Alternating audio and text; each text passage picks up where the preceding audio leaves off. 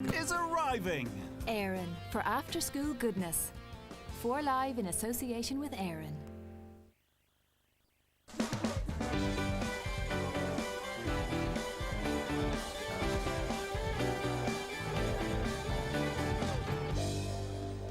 Healthy for a change. Hello there, you're very welcome. Unfortunately, we've got a shorter show today due to the ongoings in the Dáil. In just a moment, Domini is guaranteeing us that she's going to get 3 out of her 5 a day into one meal. Isn't that right? Absolutely. Root vegetable stew and pear and apple crumble. And all healthy. All healthy, yeah. Keep our diets on track. Yes. Okay, then it kills 90 women a year, but it is 100% preventable. We're going to be talking about the latest initiative to combat cervical cancer. Then our style battle continues. We're going to find out how to get a brand new hairstyle without spending a penny. Looks very nice. I always wanted to be a blonde, Domini. Oh, well, you never know. Now it's time to do it. I will, I'll try. Okay, so as you said, the barley, a lovely kind of a stewy type thing here, isn't it? Yeah, that's been cooking away now for the last hour. But I have all the stuff over here, the sort of 3 out of 5 of the portions. Again, just to remind everyone what is actually considered a portion. So if you look, 80 grams of vegetables. There's cucumber, which I suppose is a fruit, but you can use broccoli, spinach, anything like that. Then you have about a tablespoonful of dried fruit, so apricots, prunes, raisins, anything like that. An apple or an orange or, 2 satsumas. This is what I can't believe always, Dominic, the tiny amount that is one portion of, say, tiny, yeah, 3 peas. tablespoons of peas. So doable. So, and then about 150 mils of juice, that's also a portion. And 3 tablespoons of lentils or anything like that, any kind of pulse. Is actually counted as one of your 5 a day. Okay, so that's what we need every single day. And we discussed, was it last week, we were saying that now some people are saying 8. We need 8 a day, but we're going to stick to 5 at the moment. Yeah. Well, what I've got here is some turnips, some onions, some carrots and leeks and parsnips. So root vegetables, again, a very kind of wintry type stew. And what I've been doing here is I've just been sweating off an onion here. And as you can see, you just want to get it so that it's nice and translucent like that. Now, this stew really couldn't be easier. It's just a question of dunking everything in and then letting some heat do the work. So you just want to peel and chop your carrots, your parsnips, your turnip and your leeks. Dunk it all in. They all go in at the same time. Exactly. Give them a good stir. Let them get coated in a bit of the olive oil. And, that's kind of it for that at that stage. Then what you want to do is add in, I've got some powdered stock here, so add that in. Okay, that's like a little kind of bouillon thing or something like that. Yeah, now if you're using a stock cube, you could actually dissolve it in some hot water first, and then before pouring it in, add in your water. Okay. And you don't have stock, as you said, just water with salt and that's seasoning. a tip. Sometimes, you run out of stock and you think, I can't make this because I've no stock. Yeah, just add a bit more salt and just use water. You're absolutely fine. And then we've got some pearl barley here. So add that in. Again, give this a stir. Stick a lid on it and let it simmer away for about an hour, and this is what you will end up with. Wow. Yeah. And the barley is a really great thickener, isn't it, for stews and soups? It's beautiful. And all that. So it is a stew as opposed to a soup, so it's nice and thick. I'm going to dish some out and I'll get could you put meat in that if you wanted to? I suppose you could. Yeah, do you know what? It'd be lost in it. Wait till you taste it. Okay. It's absolutely fantastic, and it is nice and thick and hearty. All you need is a good slice of bread with this, and that is it. So have a taste. I'll have a taste now. And now you're going to make a second one. You're going to make a lovely dessert. Yeah. We've got to get your bit of fruit into you. Wow. Isn't that good? And I'd never think, because I really I'm quite a meat eater or a fish or something, I'd never think of just a pure vegetarian as being totally filling. No, and as well with that, all the sweetness of the root veg comes out. It's gorgeous. So all I've got here is a couple of apples and pears, okay, and just mix them with a bit of cinnamon. And with this, you've no butter, you've no sugar, you've nothing going on. You've got fruit, and I'm going to pour in some juice here, which you're using as the sweetener. Is it really important to go for a juice that's not from concentrate? Yeah, I mean, I've just used a nice apple juice, and like whatever you have. The thing is that you're getting away from adding just plain old sugar. You're actually using the sugar in the fruit to sweeten it up. So I've mixed that in here. Just chuck that in like that. These are really simple dishes that don't take hardly any time to prepare, and you can have them bubbling away there if you're waiting for people to come over or waiting for the kids to come home or do that type of thing. And the thing I love about this is good for breakfast, or it's good for dinner as well. So I'm just adding some olive oil. to some muesli. Again, look for a brand that is not full of sugar and not full of oils, because again, I didn't realise there was a lot of oil in muesli. yeah, look on the ingredients. It's one of those things that things are actually hidden in it. And again, you just want to buy one that's good and plain. Should you go for the extra virgin olive oil there? Doesn't really matter. It doesn't really No, matter. No, it's fine for this one. So what I'm going to do is take a little squirt of honey. And again, this is just your sweetener. So, I mean, you've seen this take 2 minutes to whip up, you know. You know what I've been using lately is the agave syrup.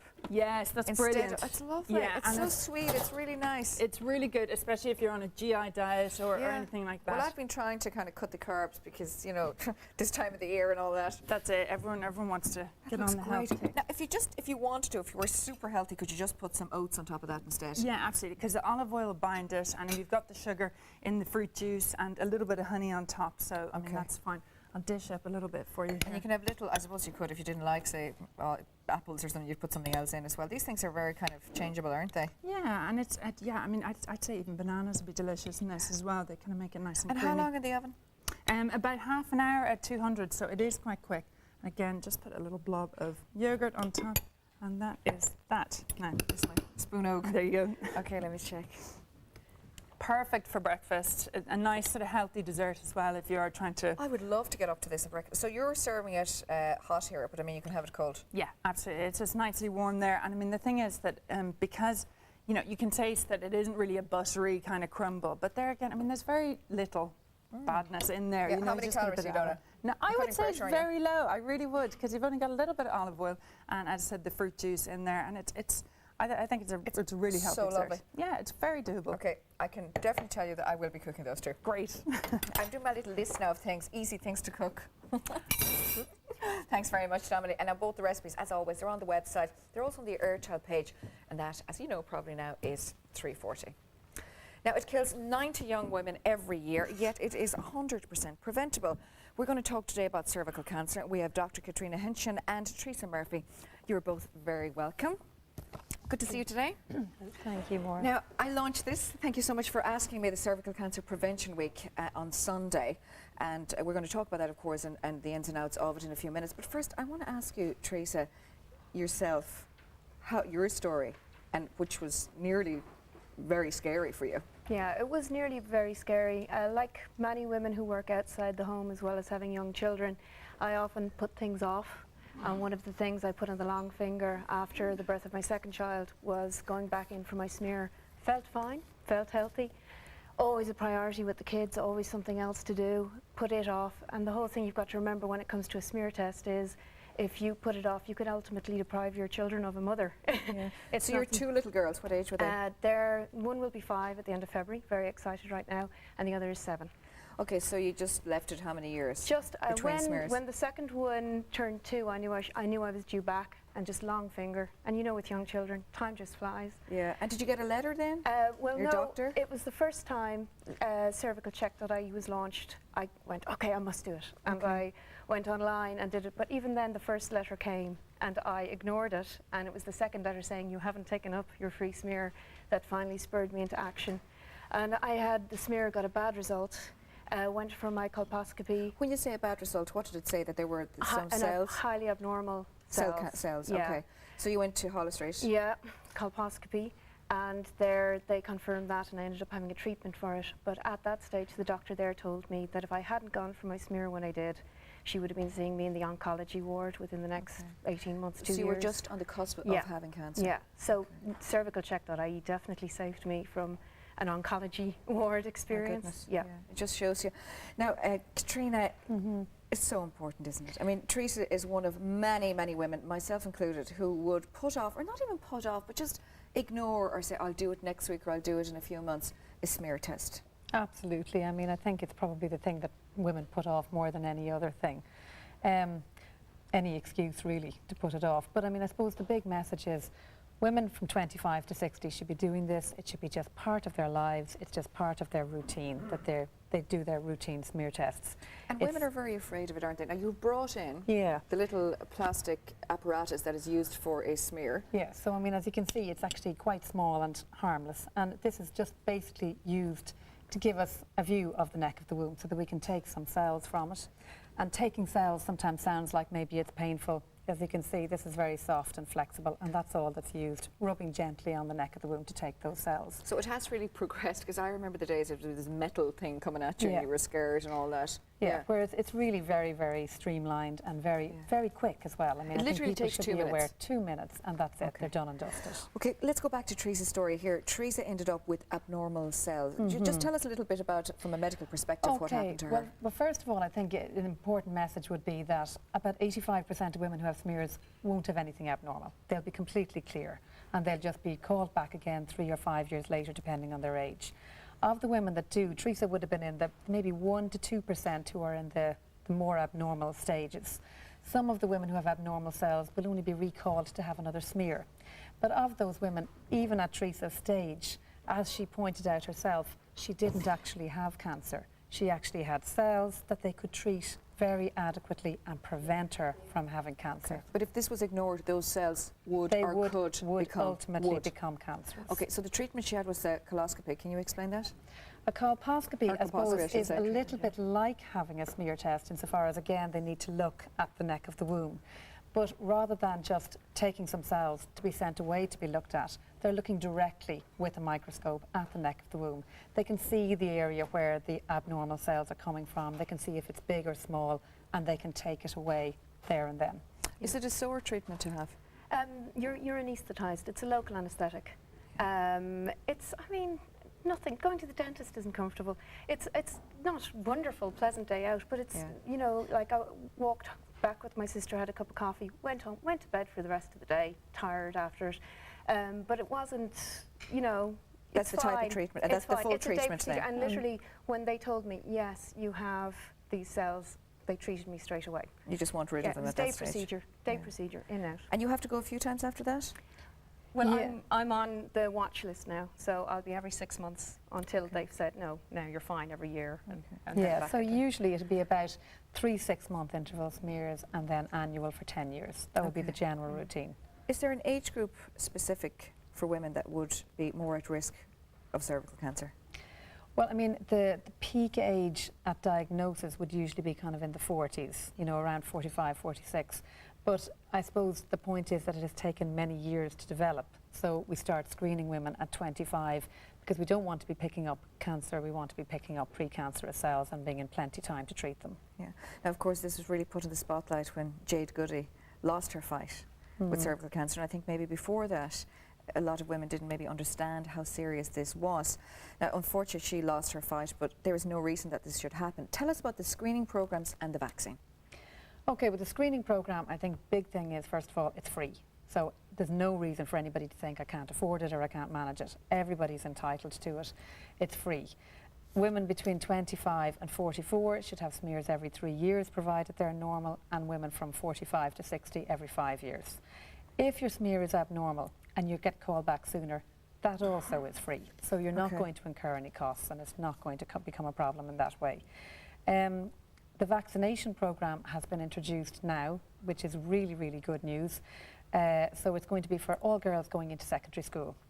And the idea would be that over time, that will actually eliminate about 70% of the viruses that cause cervical cancer. So it will hugely reduce the number of people who would find themselves with abnormal cells in the future. And that has just started now. Yeah. That's this great. was So since this 2010. is massive for us, really, isn't it? I mean, it was rolled out, but it's absolutely massive for us. It really is, yeah. It's a Is really it one good jab news they get, story. or do they get a couple? They have to get 3. Okay. And that's really to provide them with optimal amounts of antibodies that will last their lifetime. So they get a first injection, and then about a month later they should have a second injection, and then 6 months from the first they get their third and final injection. And this is the specific age around the puberty age, is that it? Yeah, I mean, ideally it should be given at around you know, entry into secondary school level. But I mean, the vaccine can be actually given up to the age of 26. It's going to be most effective if it's given before any sexual activity has started. Oh, that's why so young. Can anyone that's worried, can you go and pay for the vaccine outside this specific group? It is possible, yeah, to get the vaccine. Do you think that's a good idea to do if you know, any age, or say up to the age of 26? I mean, I think it's, you know, if you can afford to do it, because unfortunately it isn't available for free for anybody else, but if you can afford to do it, I think certainly if you have missed the age. If you're just not, if your daughter is just going to have missed that age, Okay. ideally it would be the right thing to It do. would be the right thing to do. And are there symptoms? Did you have any symptoms at all? None. That's what's really scary about it in a way. It was my conscience that kept at me. It wasn't my body at all. Right. Yeah. And if you were at a later stage, Katrina, would there have been symptoms, or is this totally silent? Well, the problem is that, I mean, okay, that there could be symptoms, but they are very, very late. So, I mean, if you kind of take it where you're at the precancerous stage and there's no symptoms, the cancer itself would be graded in stages, and until you get to the final third, fourth stages, it's mostly symptom-free. So really, if somebody is only presenting when they have symptoms, they're very, very late, and they're not really at a treatable stage very well. What would those symptoms be? Just to let us know. The most obvious symptoms would be abnormal bleeding. So it would be bleeding when it's not your period, bleeding between periods, bleeding after sex. They would be the commonest symptoms. Okay. You're so glad you went, Teresa, but what would you say to a lot of people out here, a lot of women just ignoring it and just putting it off like you did? Well, I suppose again I'd say think of your children. You know, Yeah. I mean, it could be that my two little girls, at the very least, would have lost me while I was undergoing a treatment. You know, and the stress that would have brought to our family, and just it would be a whole different world. Whereas now they don't even know. They're just happy and everything's normal. Looking back now after having the treatment and being well, and thank God everything is good for you, do you realise how serious it was now in hindsight? Absolutely. The 2020 vision of hindsight, yes, absolutely.